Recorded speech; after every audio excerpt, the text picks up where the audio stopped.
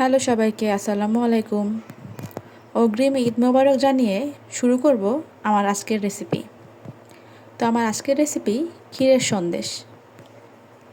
মাত্র 2টা উপকরণে আজকে এই রেসিপিটা আপনাদের করে দেখাবো। আমার ফ্রিজে প্রায় 1 লিটার মতো দুধ ছিল। কেন জানি না দুধ জাল দেওয়ার পরে মালাইটা একদম নিচে পড়ে গিয়েছিল। এই মালাইটা দিয়ে চিন্তা করলাম এই সন্দেশটা বানিয়ে নেই। তো দেখুন দুধটা কিন্তু আগে থেকেই অনেকটা ঘন। এর ভিতরে দিয়ে দেব আমি 1/4 কাপ চিনি আর একটা এলাচ। ব্যাস আর কিচ্ছু না, এবার শুধু জাল দিয়ে দুধটাকে কমিয়ে আনতে থাকুন। তো দেখুন আমার দুধটা কিন্তু অনেকটাই কমে এসেছে আর ঘি একদম উপরে উঠে এসেছে। আরও কিছুক্ষণ জাল দেওয়ার পরে এরকম হয়ে গিয়েছে।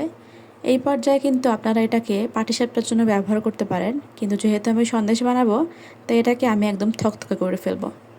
এটাকেই বলে হচ্ছে অরিজিনাল ক্ষীর। দেখুন আরও ঘন হয়ে এসেছে, কিন্তু খুন্তি চাকালে পড়ে যাচ্ছে, তাহলে হবে না, আরও একটু থকথকে করতে হবে। অর্থাৎ প্যানের গা একদমই ছেড়ে দিবে, খুন্তিতেও লেগে থাকবে না। তো এই পর্যায়ে আমার যেরকমটা দরকার সেরকমটা হয়ে গেছে। এবার আমি চুলাটা অফ করে দিয়ে এটাকে নামিয়ে নিব। এবারে একটা বাটিতে সামান্য ঘি মাখিয়ে আমি সেই ক্ষীরের মিশ্রণটা ঢেলে দিব। খুব সুন্দর করে এটাকে বিছিয়ে দিব, চারিদিক যাতে সমান হয়। চাইলে এটা আপনারা হাত দিয়েও করতে পারেন, যেহেতু গরম হয় তাই একটু সাবধানে করতে হবে। তো এখানে দিয়ে দিলাম আমি আগে থেকে কুচি করে রাখা বাদাম কুচি। বাদামটা দিলে দেখতে অনেকটা সুন্দর লাগে আর আমার কাছে খেতে ভালো লাগে। এটা অপশনাল, কেউ চাইলে নাও দিতে পারেন। আমি জাস্ট দেখার সৌন্দর্যের জন্য ব্যবহার করেছি।